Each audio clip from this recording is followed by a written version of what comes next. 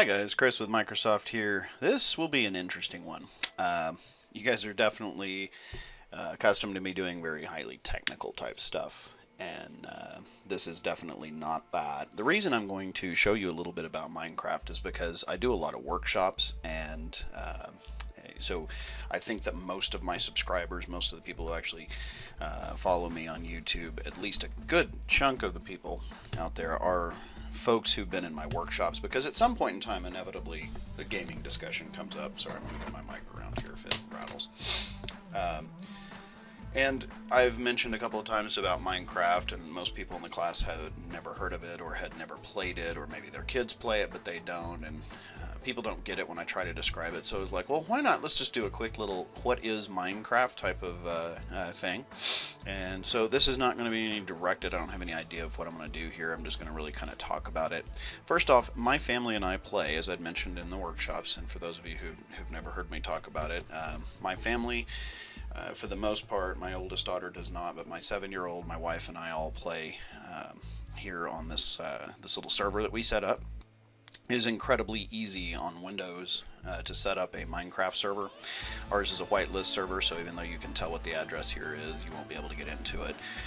So I apologize for that. I don't have the resources to have a whole bunch of folks out there, plus people have a tendency to be griefers, so I keep it whitelisted for that very reason. But we have a little world that we started on about a month ago, and we've been doing some stuff with that. So I thought, well, okay, let's take a moment and sort of show everybody what Minecraft looks like.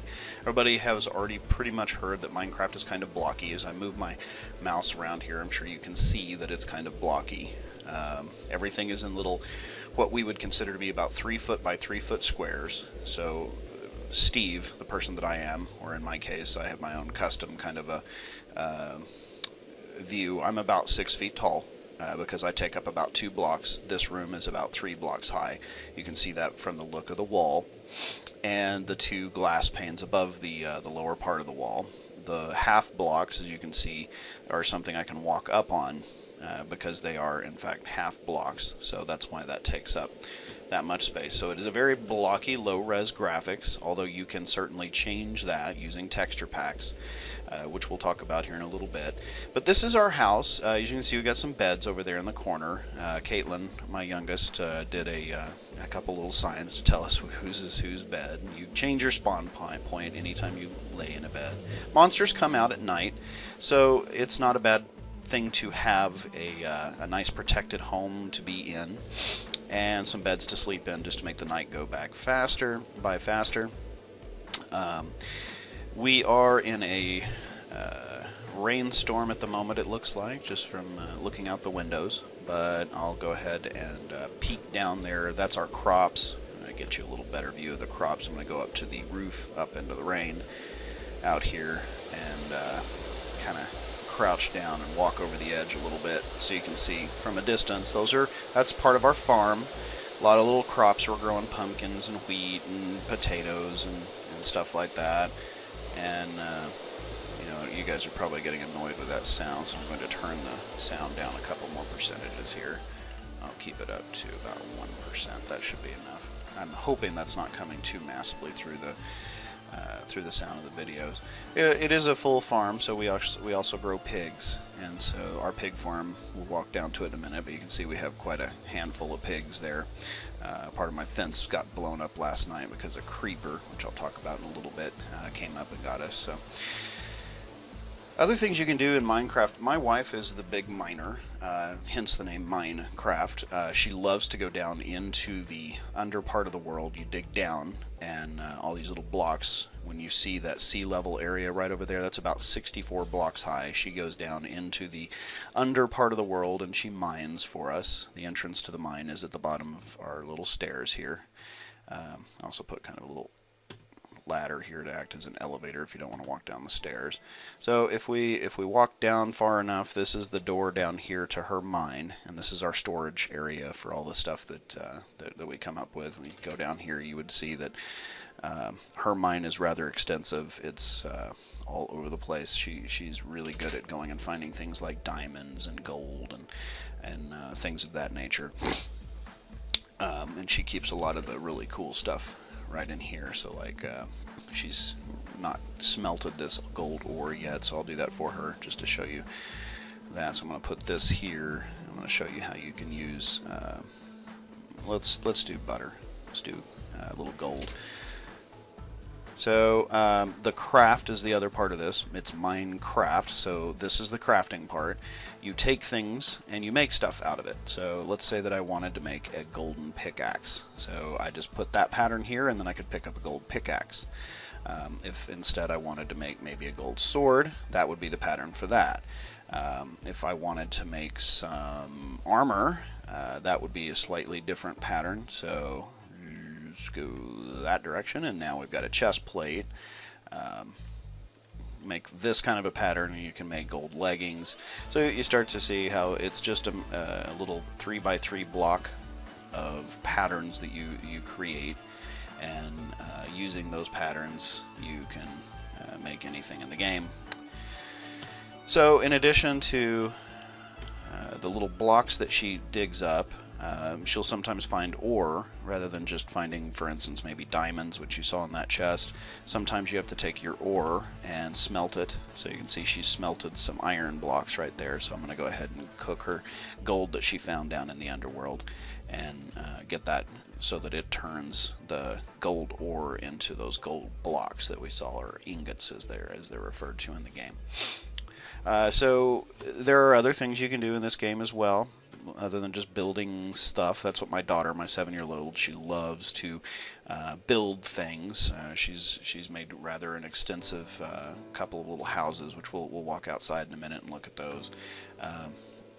But you can also enchant things. So this is our enchanting room that we've built.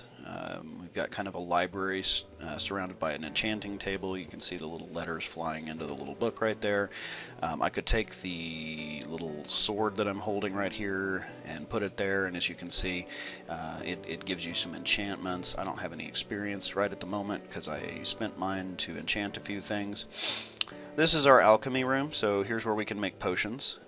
We have the cauldron and an another one of our crafting tables here, and then some storage for things. So we've made a few potions, like this potion in particular makes you really fast. This one makes you fireproof, because when you go places like the Nether, there's a lot of fire out there. So there's all sorts of potions that you can make from things that you find around in the world, on trees or just in digging things up.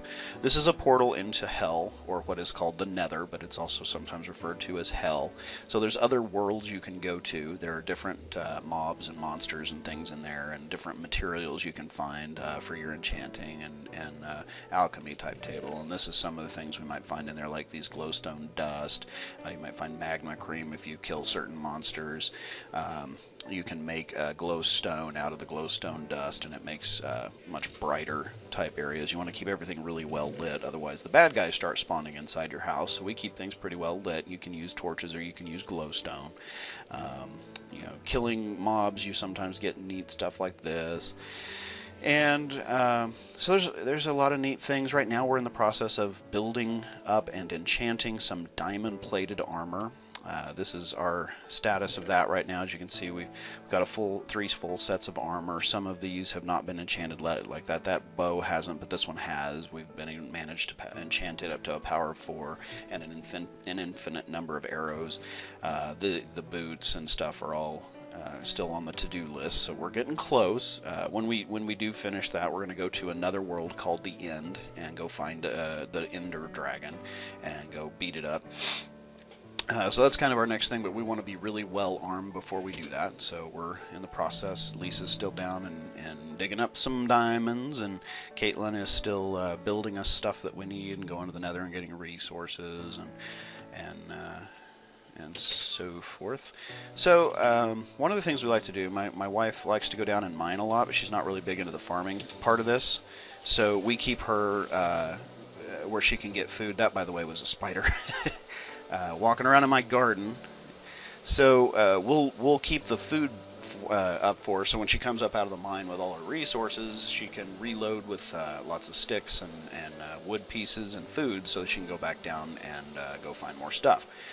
So we're currently growing some nether wart, which we found in the nether and is good for enchanting. We're growing wheat, which is great for making bread, potatoes, which you can stick in the oven and make baked potatoes, which is what's right here on my little food bar, and keep full.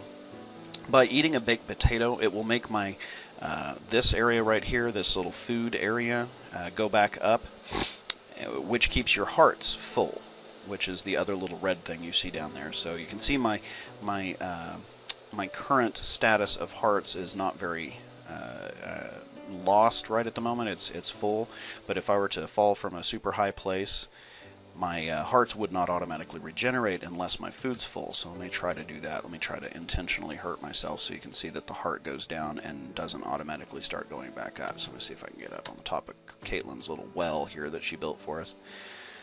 And jump way down. There we go. So you can see that I fell a little high, lost half a heart, not regenerating. But if I eat the baked potato, it makes my food go back up, and then my heart will come back here and regenerate itself. Okay, so these are some of the structures that Caitlin's built.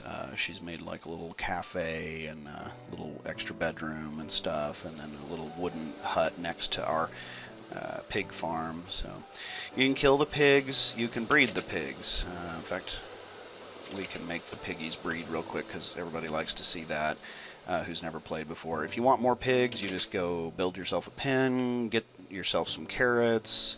We're going to take the carrots here. Actually, I need to put that in my hot bar here, so let me move that around a little bit. I don't really need that spider eye.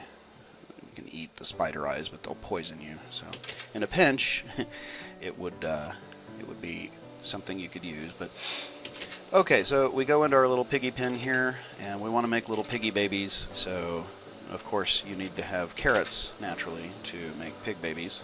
So if I hold up the carrots and they see them, they're like, oh, look at him, he's got carrots, he's got carrots. They'll follow you anyway. This is how you get pigs.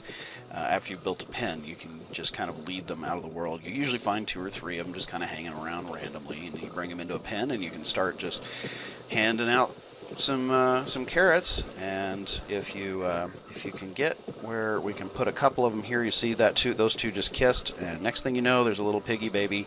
Let me see if I can put the carrots out of my hand and see if we can see a little pig baby up here. As soon as you see these two, they're in love with each other, give each other a kiss. Yep, there it is. Right there's the little pig baby. So he's like a little miniature version of Mom and Dad. And of course you have to cull the herd. So the sad thing about farming is every once in a while you got to make bacon. So let's make some bacon here. Actually, what you get is a pork chop. Pick up the pork chops. You can see that I've got 2 raw pork chops in my hot bar. I take them upstairs, cook them, and next thing you know, we've got extra food. So lots of different ways to make food, lots of different ways to make tools and armor and other types of things. Like that entire house didn't exist. We built the whole thing, just by cutting some trees down, growing some new trees, cutting more trees down. We got a little cactus farm over here, which is good for making little dyes and stuff. It'll also hurt you if you get too close to them, but there's a pork chop in there. I'm going to try to grab it real quick. There we go.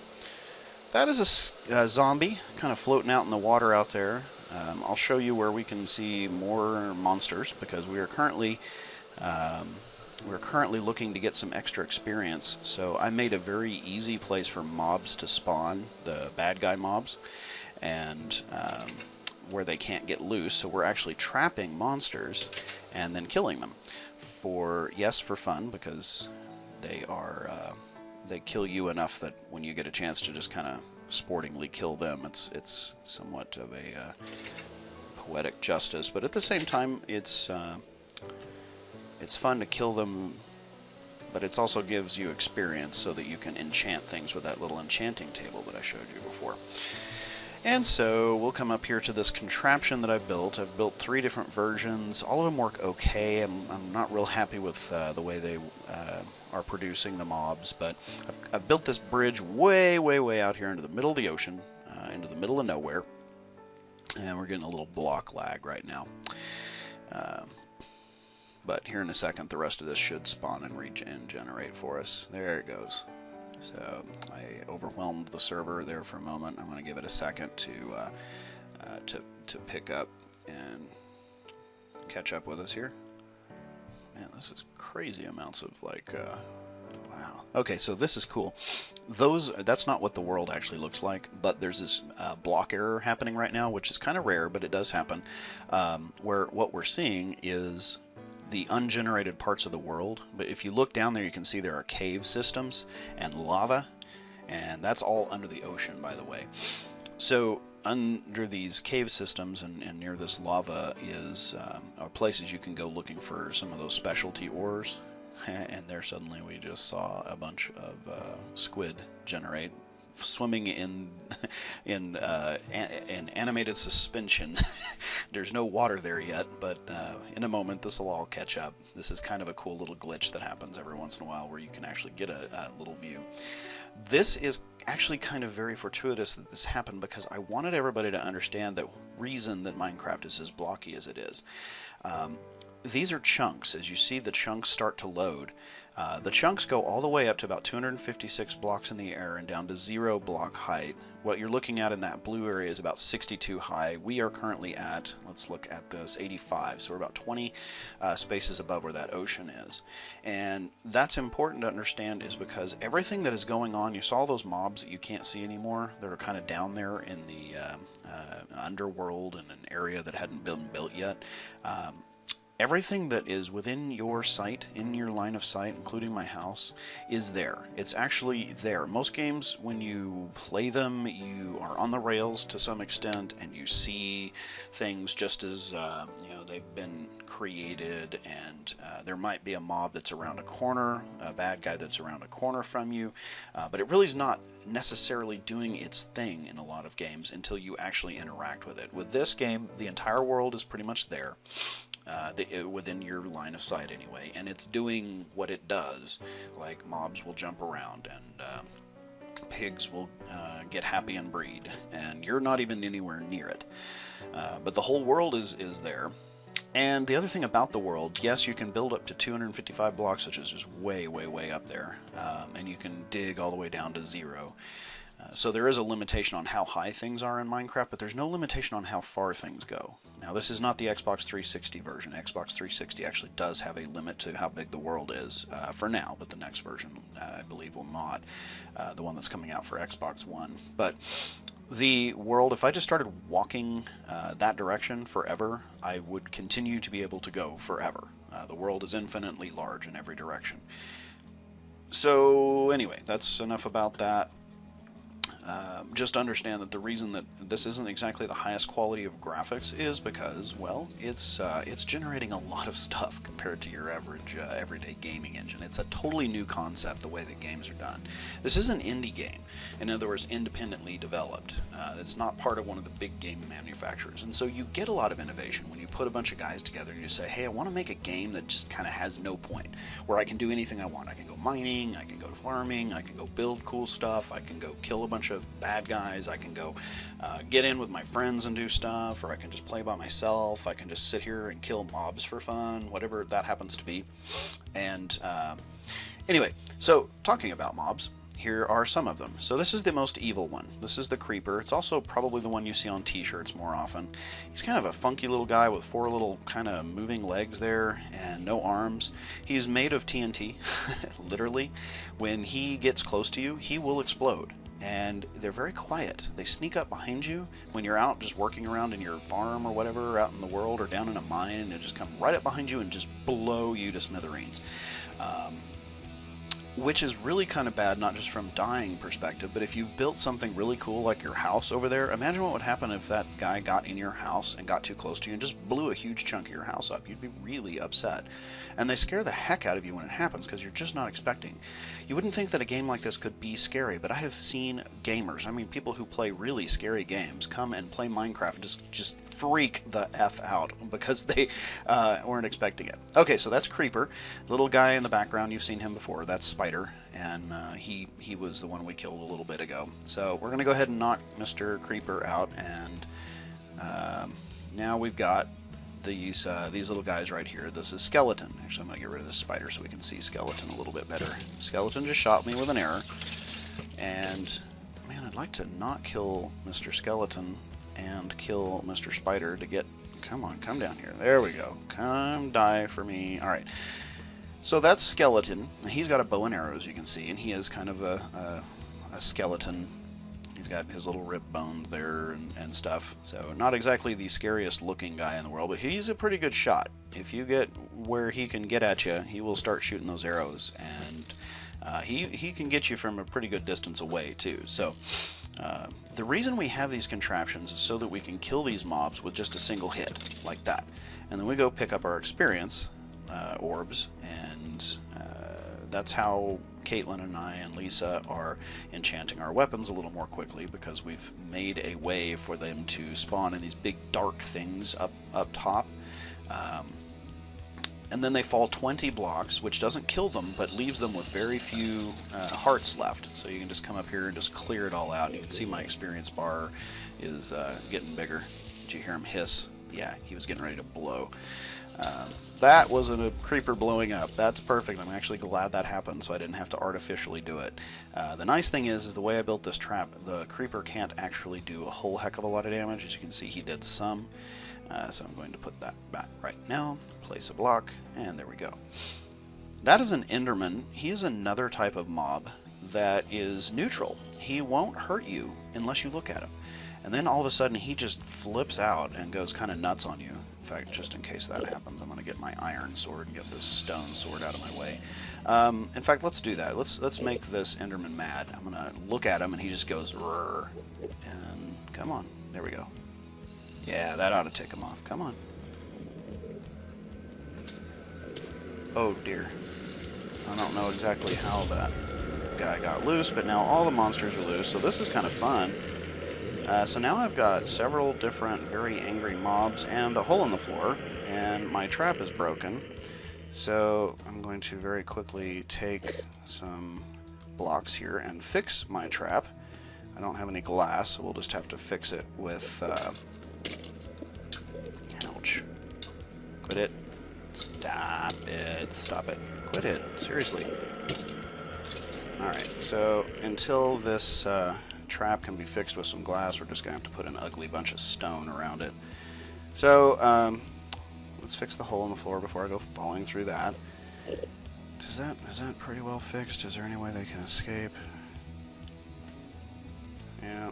So that's the danger, obviously, in having a trap that catches these bad guys, and it makes the game a little more exciting. It's exciting and scary as heck.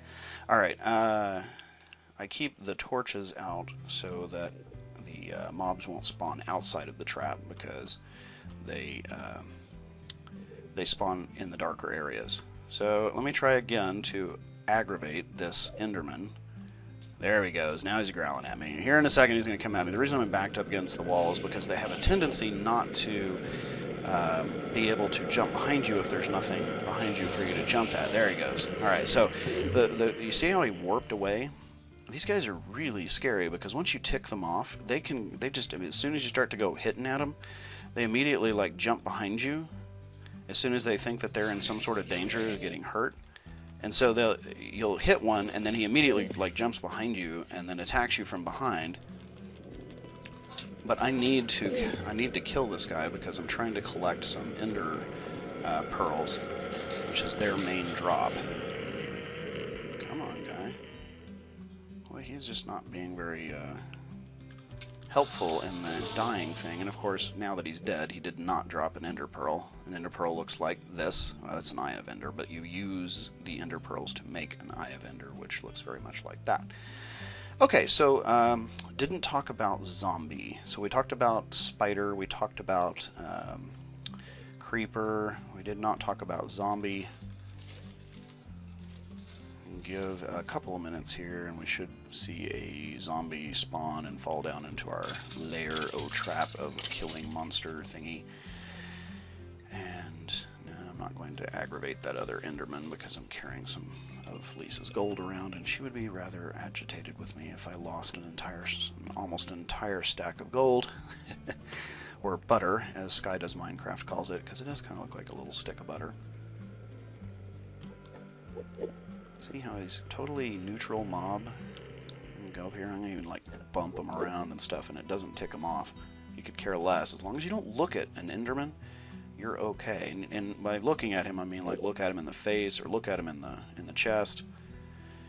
Alright, so I'm going to pause just... Oh, no, I don't have to pause because there we go. So, zombie. There is zombie. So, as we were being attacked earlier, it just occurred to me, we actually saw a couple of different types of zombies. So if you do want to rewind to that part, you would see a villager zombie. That would be a zombie that was actually spawned, that was a used to be a villager. And I'll show you villagers here in a little bit too. Because villages are cool. Villages are cool because you can go trade with them for extra stuff that you can't find anywhere else, such as emeralds. Alright, so anyway, that's killing mobs. I'm going to go super duper fast. I'm going to pause the video and we'll go to a village and look at that. Actually, you know what, this might be a cool thing to actually get a good view of what Minecraft kind of looks like as you're walking around and see the various biomes that get generated. My little bridge going out to the closest village that I've found to our little house is a pretty good walk away, and we cover a couple of biomes. So what I'm going to do instead is I'm going to pause until daytime. Right now you can see the moon is up in the sky. Actually, an even easier way to do this whole thing would be me come here.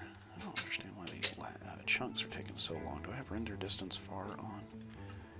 That's why. Alright, we'll go back to render distance normal. That's why it's taking so long for the world to load. So I will find my duly designated by Caitlin daddy's bed, and I will take a little nap. And when I wake up, it will be daytime. And we will go up to the top of the house, up onto the roof where I have built my crazy weird bridge that goes across the world. It has a door floating in the middle of the nowhere. And we'll go find the village, which is actually in a desert biome, which you can see we're kind of in a standard jungle biome. By looking around you here, you see the little trees and dirt, and there's a pig wandering around down there.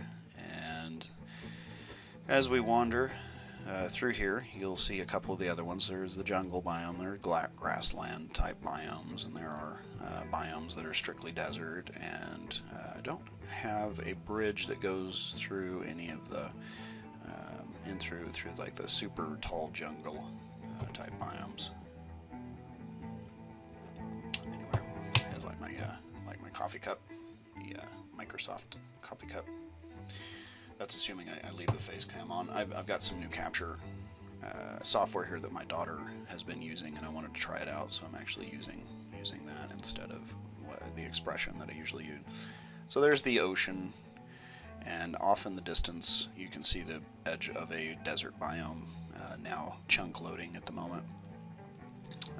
My daughter keeps getting on to me for not putting walls around this bridge, but it's kind of cool that we didn't, because now I can actually see what's spawning down there. So more pigs. A really boring walk. Naturally, I'm filming it, so it's going to be less exciting than it should be. There's not a lot of detail either. Let me see what my video settings are at. I'm on max frames per second, advanced OpenGL. I'm using all particles, GUI scale. Yeah, so we're pretty. That's why graphics fancy needs to be on. That would be slightly better way to look at the world. I'll show you another really cool way to look at the world here in a bit by loading up a texture pack. It's having to regenerate a lot of these chunks, so that we're going to see a little bit of server or a little bit of lag while that happens here. And we're walking out of the jungle into the desert, and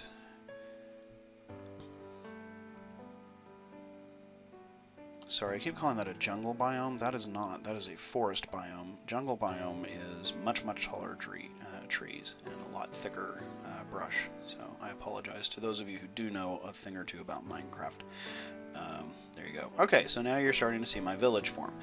You'll probably think, if you do play Minecraft, you think it's kind of weird that I built this weird bridge all the way across the world. It's just so much easier to get to this than walking through the forest to get there and fighting off all the mobs and getting lost, which I have a tendency to do because I've got zero sense of direction in this game sometimes. So it's just easier for me to build that massively long bridge. There are torches up there, by the way, for those of you who haven't, to keep mobs, the bad guys, from forming up on my bridge. So another thing about the village is that wall is not normally there. I built that because I wanted to protect my villagers from the bad guys, and this is a naturally generated structure in the game. It will create villages randomly. This was a very small village, and I wanted to make it bigger, and so I built a few little huts here, and that caused the intelligence of the game, the algorithm of the game, to start breeding more villagers as it started to see that the village was getting bigger, and now it was big enough for me to manage to get an iron golem. So these guys with the long noses, these are the villagers, and there are different kinds. Like this guy will do a little trade with me for some emeralds. I can get a bookshelf, and this guy will let me get some redstone for an emerald. They really like these emeralds. This guy, if I give him a book and some emeralds, he'll actually give me an enchanting book, which is another way that I can enchant items. That would be fire protection, which we've been doing with alchemy. So anyway, he's the librarian, the guy in the white coat over there. This guy is, I don't remember what he is right off. The guy that has the kind of a brown uniform is a farmer. The guy with kind of a black front is the blacksmith, and so what they do tends to drive what it is they'll trade you for. So that's a bad deal. 8 gold for a single emerald, but gold are fairly useless. This was a good deal, but I used it all up. 18 wheat and I'd get an emerald, but now he wants 3 emeralds to get me a flint and steel. So lots of trading you can do in here. You can see we got a nice little farm going on in here. I'm trying to breed more villagers so that I can get some melon seeds. The only way you can get those that I've found so far is through these guys. So, where's my golem? I have this iron golem that appeared after I got enough villagers, and he seems to have lost himself. He's typically just wandering around aimlessly. If there were ever an attack of mobs in the game, the golem, this big, tall, 3-block high, there he is, this big, giant, whatever you would call it, he is the one who protects them by very quickly killing the bad guys. So he automatically got created in the game after the village got big enough. You can't trade with him though, but you can tick him off. Start killing villagers, he'll come after you. Same thing with like all of a sudden getting of mobs in the game. So this is the village. This is another naturally generated structure in the game. When you find one, you can typically find there's a treasure chest in it, so you find some things in here. It's kind of random as to what you will find in them. So yeah, NPC village, non-playing character village. What else might you guys think is interesting? I'm trying to think back to workshops where I've told people and they're like, oh really, there's that? Yeah, can't think of anything at the moment. So let me show you another reason, and another thing that I've talked about a few times. What you might do. Oh yeah, I remember what I was going to do. I was going to show you guys texture pack. So you've seen pretty much what all these structures look like. Like this cobblestone, and this is sandstone, and that's wood over there. So let's look at what that would look like with a more realistic texture pack. So, oops, not there. Texture packs. So there's a bunch of these. Obviously, you could actually go completely crazy, and if you like blocky stuff, and you're like, man, I miss Mario Brothers, the original, or Zelda, the original, or anything like that, you could load up a texture pack that is so amazingly simple. If you want to make fun of Minecraft being blocky, try one of these texture packs that make it even more blocky. So this was intentionally designed to make the Minecraft experience very generic looking and very, very blocky. I think it was actually designed because Sonic the Hedgehog was a world that got built, and they wanted to have kind of an old school texture pack for that. And if I'm incorrect about why that one was built, then my apologies to whoever actually did it. This is the one I wanted to show you. This is called the photorealism. Someone took pictures of all the items that are actually in Minecraft and then replaced them, or replaced the default images with this. And this is a really popular type of this is a really popular type of texture pack, because it takes the it takes these pictures and it puts it across the entire world. It also consumes an enormous amount of memory, so make sure you have enough RAM to support it. For instance, Minecraft has now shot up to almost 3 gigabytes to get there. And crashed. That's awesome. This was happening to me day before yesterday, and I upgraded the texture pack. Let me make sure I'm on the latest version of that texture pack, because I think they're having some issues with it. Just like, alright, there we go. So it did load. It is back to taking about 2.1 gigs. But you can see this is kind of cool. I like it. You got your replacement for the sandstone, replacement for the wood. The golem looks cooler. If you're wondering why all of the villagers are suddenly running for cover, that's what they do when the sun goes down. They are not aware that I've built a wall that protects them from the mobs. The mobs will kill them.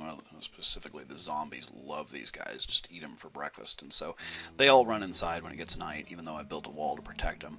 But it's probably good that they do anyway, because as you can see, let's talk about that here in a second, there is a possibility that mobs could still get in here with a mob attack.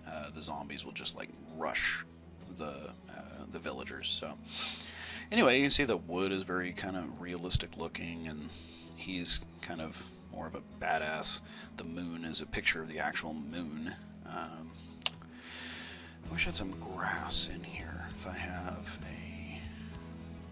had a piece of grass, you could see that the grass looks a little bit more realistic, but you get the idea, right? So if you don't like the blockiness of Minecraft and you got a little extra memory on your system and stuff, you can download all sorts of neat little texture packs that make the game a little bit less, it's still blocky, but it makes it a little bit cooler to work with, I guess.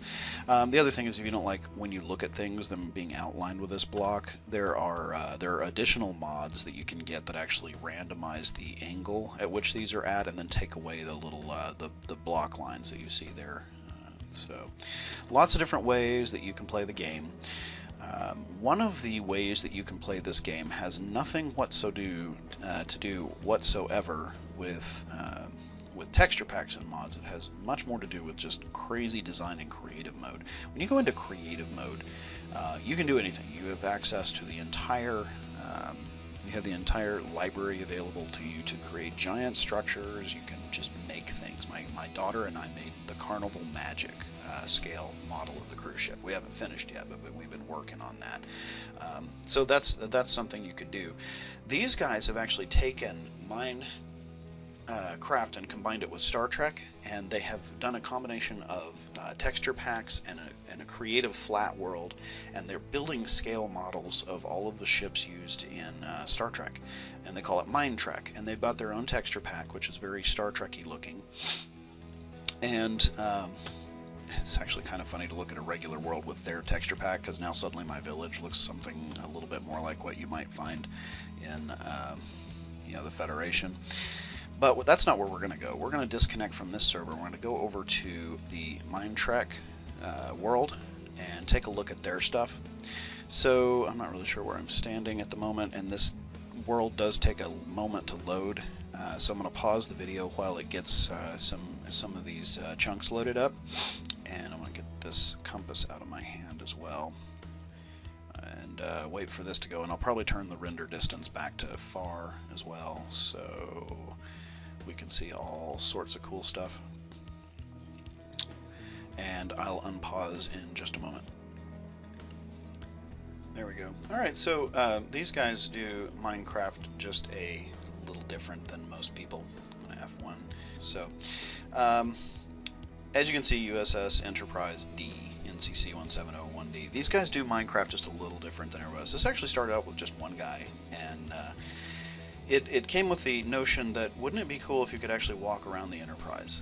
the way that they did in the show.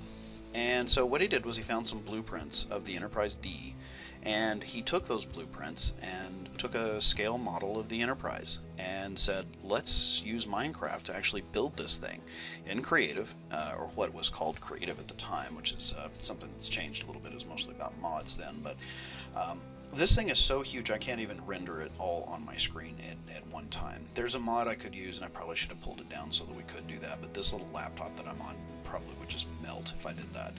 This is the Enterprise, and in this world, that Minecraft.net that you saw, they have one of just about every ship that they used in the series. And this is done with a texture pack and a whole lot of work. It's a whole community of guys working on this world.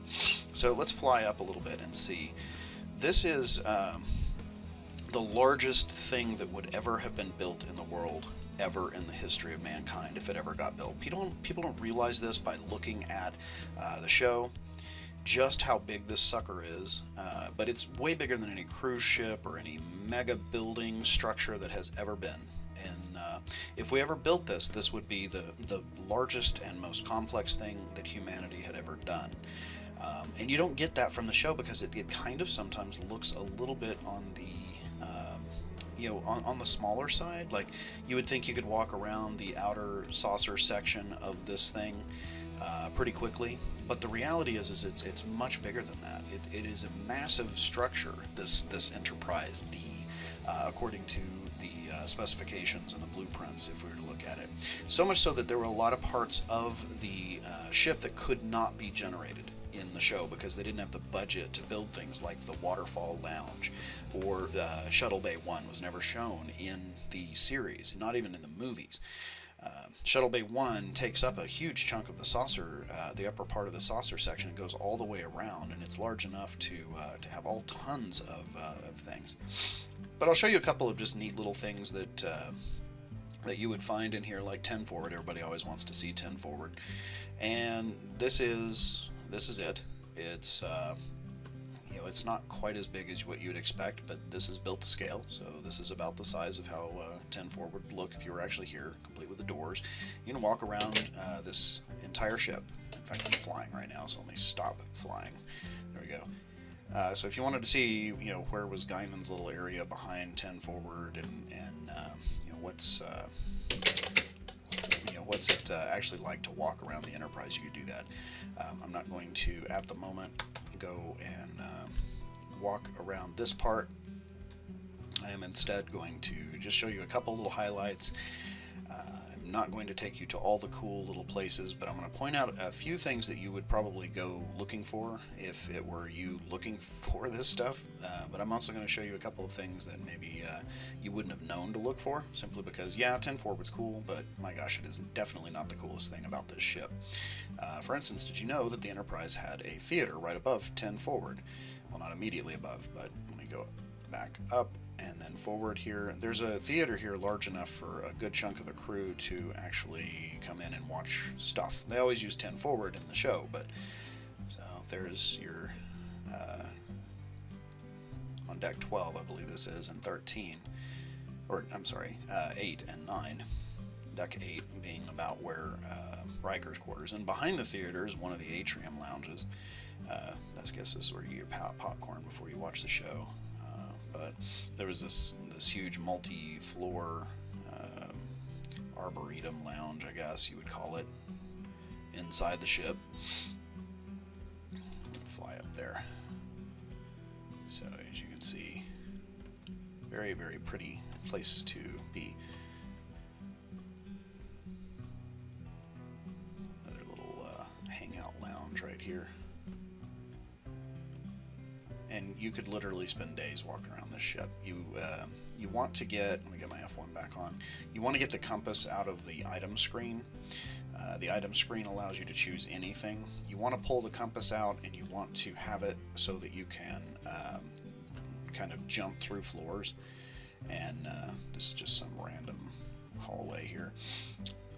Because if you don't have this, you will get lost. And I got lost a ton of times before somebody told me that I should be using this. But let's just walk around the outside of the ship, and we'll kind of go up the saucer section here until we get to the bridge. because everybody always likes to look at the bridge. You see some some crew quarters right there. Could have been the captain's quarters, actually, I'm not sure. And another one of the little meeting rooms right over here. Kind of neat little place. Go back outside, get up a little closer to the bridge area.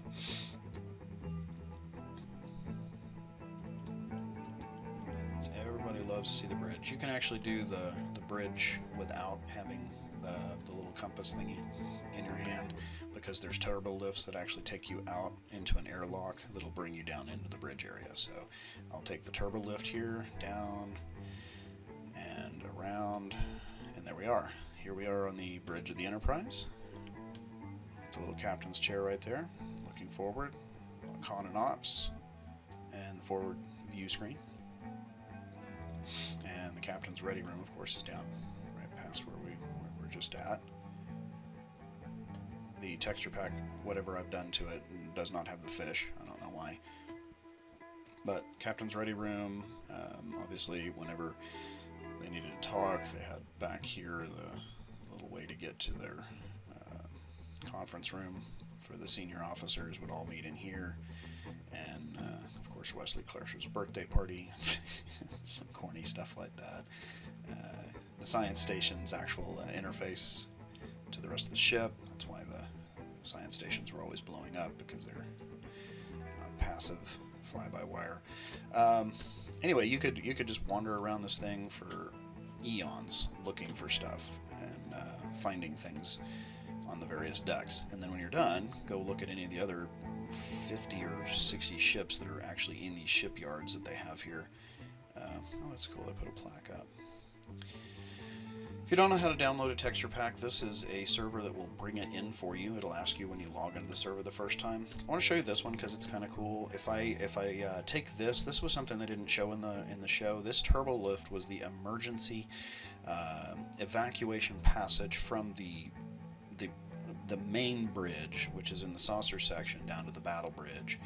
And of course the decorations here aren't stellar, and the reason for that is because you're inside of, you're essentially supposed to pretend in your mind that you're in a turbo lift as you're moving up and down in the little passages with these kind of black blocks with the water outlets in different places, so you can float up and down using the space key to go up and the shift key to go down. And we'll pop out here at some point where we kind of make the transition over to right there from the saucer section into the main drive section of the Enterprise, and then you come down again, and since it's really close to the front of the ship, there you go, boom, now you're on the battle bridge. And so that's actually a pretty good chunk of distance that we just moved to get there. So little conference area in the back of the battle bridge. Wow, I'm getting some server lag there. Hopefully that's not coming through too badly on the deal that is capturing this. But again, just walking around and doing all sorts of exploring. If you ever wanted to just walk around in the Enterprise, well, there you go. This is how you can do that. So I guess we could take a look at some of the other cool observation lounge on the starboard side, which, okay, here we go. So you can see this is still kind of a work in progress, and they've got some stuff in here, but they haven't really made it look like the observation lounge from the show. And I wonder if they're chunking it up at all. You can tell when they're working on it because there'll be chunks of the ship missing. I'm going to go back into fly mode, and I'm not in fly mode, and I don't want to fall off this thing. Oh, this is a great place. Okay, before I do anything else, let me just fly out a little bit and then take a kind of a little quick turn back towards the ship. This is a neat little view. So from just where we're at here, you can see, or will in just a moment, you can kind of see there at the bottom the view of the main. Right there is the main impulse drive. Up on the saucer section, which is still chunk loading at the moment, is the other two Impulse engines. And these are Cargo Bays 2 and 3, which you saw several times on the show. And believe it or not, they're actually connected. They didn't show that in the show, but that's what these guys look like. And they're teeny weeny little shuttle bays. We wouldn't have thought so watching the show, but that's because they never showed us this. This is Shuttle Bay 1. This is the one that they referred to a couple times but never actually went into. And so as I fly into this sucker, you'll see why. There's no way you could have put a set together. You can see this huge door. They did open it once. They blew a bunch of air out and saved themselves, or what did they do? I guess they blew it out twice. They opened this door and evacuated all the air, and it pushed the ship out of the way of another ship that was getting ready to kill the Enterprise in the episode where the Enterprise blew up like 8 times. And they also, I think, tried to blow a creature that had like clinged onto the side.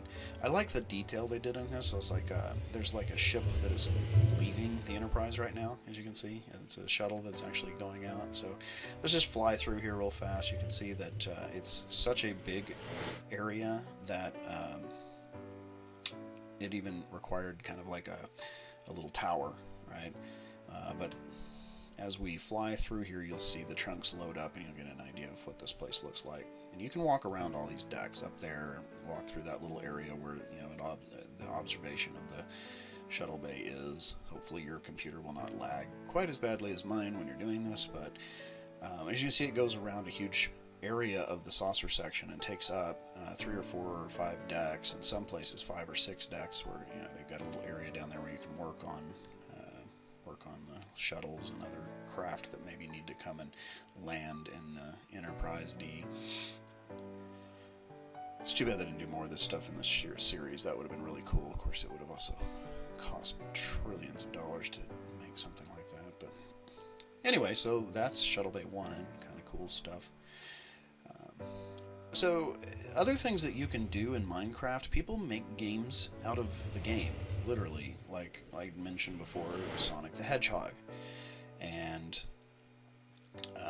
Hunger Games. There's a real popular multiplayer thing going on right now with the Hunger Games, where folks just join up into these massive multiplayer servers, and you are just going to kind of play it more or less the way it works in the movie, where you're going to grab some resources and you can try to be the last person that survives.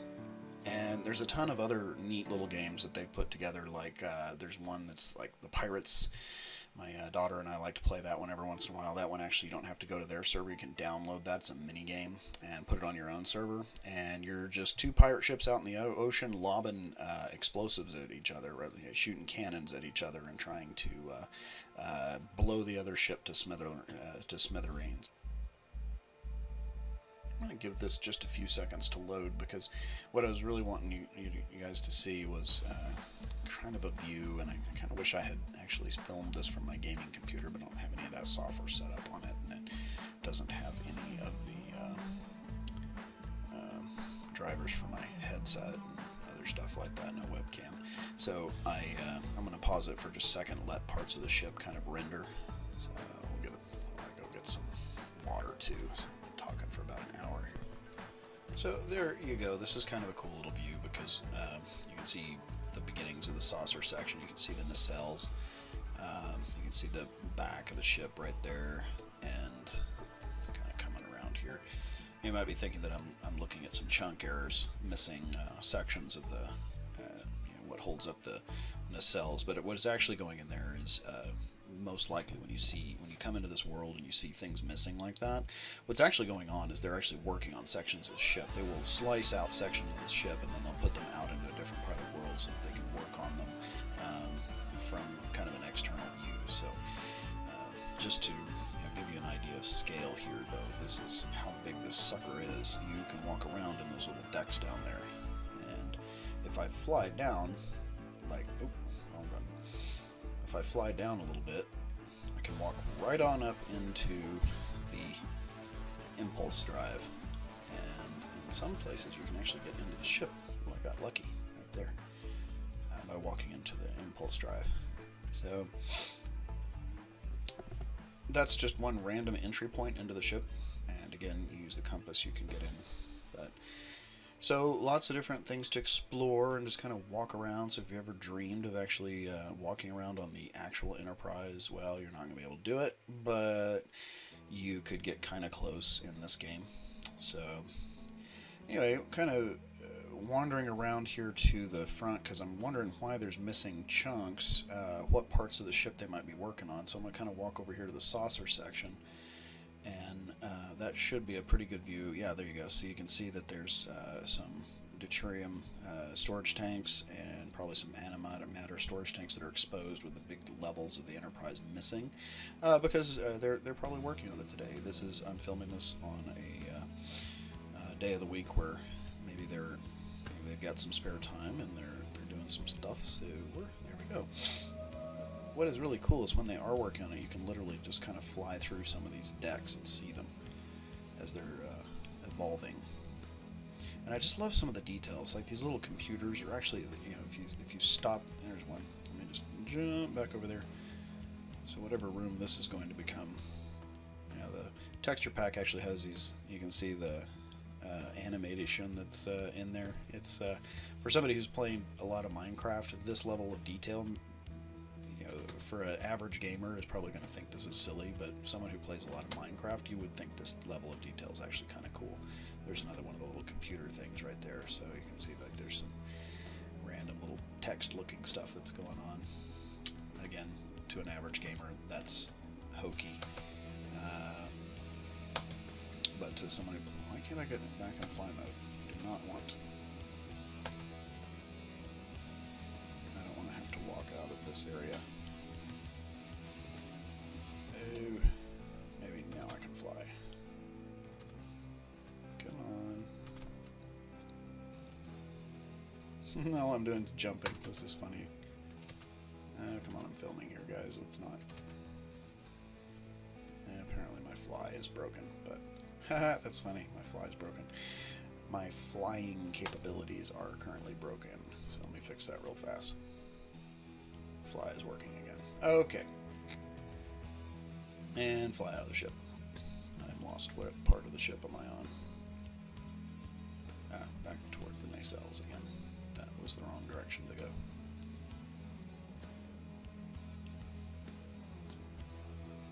This is so cool. To me, anyway.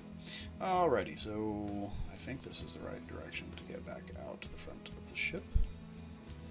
So the captain's bridge is something that was never shown in the show. It's all up there, and you could go, if you're interested to know where that is, if you're not real familiar with Star Trek, that's in the middle of the bottom of the saucer section. So if we moved out that far, the captain's bridge, the captain's, I want to call it a shuttle, but that's not what it's actually called.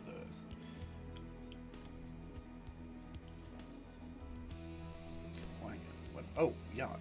Captain's yacht. So the captain's yacht's right there. You can actually kind of wander around in it. So anyway, kind of another cool little view of the Enterprise. If you go wandering around again, you'll find some things that you didn't even know existed inside of the ship. And these decks, most of them are actually at least partially done.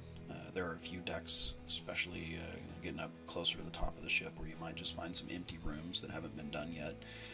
But its base structure, the superstructure of the ship is there, and it's cool and it's fun to walk around if you're into that sort of thing. And it's just really the reason I showed you this is more to just kind of give you an example of what you can do, what Minecraft is capable of doing. So it's not just a hey, go build a house and protect yourself from monsters. There's lots of stuff you can do when you get past that part of the game, and that is, that's the main part of getting started in Minecraft. You have no point. There is nothing that you have to do. There is a set of things you can walk through, like getting to the Nether and getting to the end and killing the Ender Dragon and following all the little stuff you could do, but that is not necessarily the point of the game. The point of the game is that there is not a point. You start off, you have nothing.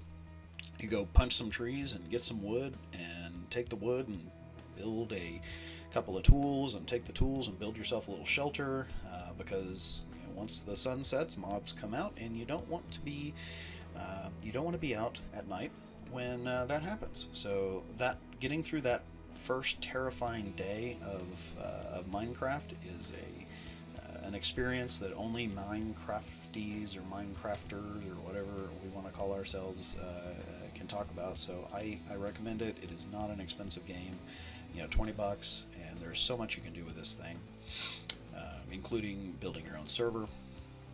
And if I get a few likes and I get some people who are interested in this, I'll show you how to put your own server up. It is really super amazingly easy. There are modifications you can make to the game. And obviously, you've seen some texture pack stuff. You can do single player, you can do multiplayer.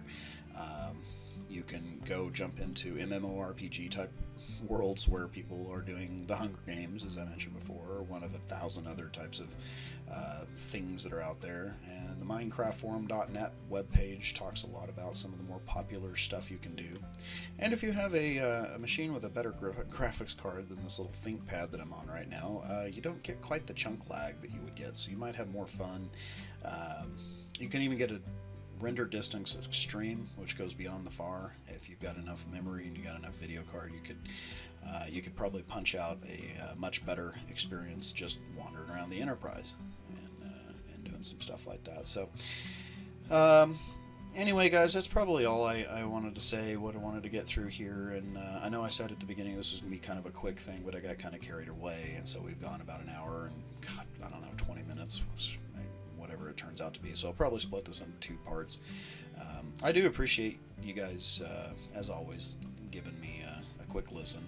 And so anyway, got to give credit where credit's due, obviously. So wanted to point you to Minecraft.net. That's where you can actually get Minecraft from. And the forums are at MinecraftForum.net, and there's a great wiki. You're going to need that if you're a noob to Minecraft, or if you've been playing it for a while. I'm constantly going back to that, so definitely you want to check out the Minecraft wiki. When they make updates and things like that, you're going to need that. Also, Xbox is available, or Minecraft's available on Xbox as well, so a little link there to where you can find that. And that Enterprise D and all the other ships are at Mindtrek.net, so that's where you're going to find that. You just go in and connect to a server on multiplayer, and that's where you'll find it. So anyway, guys, this has been Chris with Microsoft, and as always, I really appreciate you guys watching. If you did find anything about this entertaining or interesting or useful, please give it a quick like in the link below, and feel free to subscribe to my channel if you wish. It's a technical channel, has to do mostly with Windows Server, not really a gamer type of channel, but I might throw more of these out there if I get enough likes on this. But another thing is I do have a blog. It is at 9z.com. It's real super easy to remember, just the last number and the last letter .com. That's got links to my Facebook, my LinkedIn, my Twitter, and all the other social stuffs for what you find out on the inner tubes. Anyway, again, thanks as always a ton for listening, and hope everybody has a great day. I'll see you in the next episode.